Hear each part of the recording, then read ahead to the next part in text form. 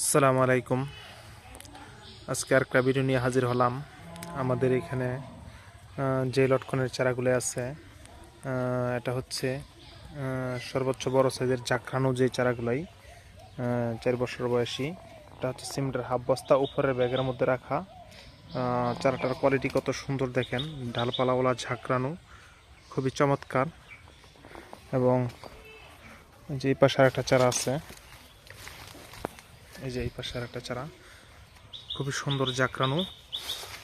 এখন দেখা যাচ্ছে আপনাদের কাছে এই ভিডিওটা ছাড়ার উদ্দেশ্য হচ্ছে এই যে নতুন শাখা গজাইতেছে এবং ডালপালা ছড়াইতেছে,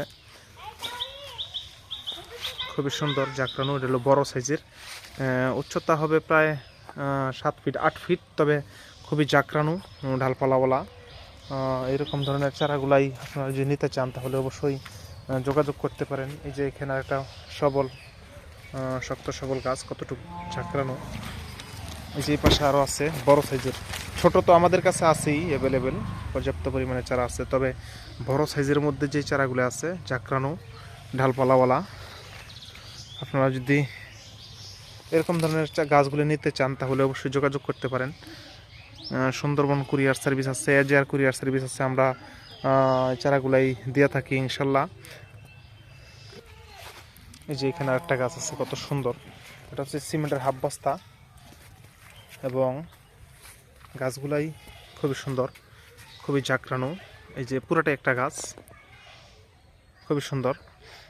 তবে এই বছর ফল গাছের মধ্যে এই লটকন গাছগুলোর মধ্যে মুকুল একটু কম আসছে, অনেক গাছেই ফুল আসে নাই। আসলে ফুল দেওয়ার মালিক তো উপরওয়ালা, আমরা আসলে শুধু চেষ্টা করব। বিগত বছর অনেক গাছের মধ্যে মুকুল আসছিল, তবে এই বছর কেন জানি না অনেক গাছের মধ্যে মুকুল আসে নাই। যাই হোক, এই গাছগুলোতে আগামী সিজনে 1 বছর পরে ইনশাল্লাহ আশা করি ফল দেওয়ার মালিক উপরওয়ালা, আমরা শুধু চেষ্টা করব। আর কলমগুলো মোটামুটি একেবারে নিচের দিকে। এই যে এটা হচ্ছে কলম, এটা হলো নিচের বীজের চারা, একবারে গোড়াতে কলমগুলো দেওয়া। তবে এরকম ধরনের গাছগুলো নিতে চাইলে অবশ্যই যোগাযোগ করতে পারেন। ফেসবুকে এবং ইউটিউবে 2 জায়গায় আমার নাম্বার দেওয়া থাকবে ইনশাল্লাহ। পরবর্তীতে আবার একটা ভিডিও নিয়ে হাজির হবো। আসসালামু আলাইকুম।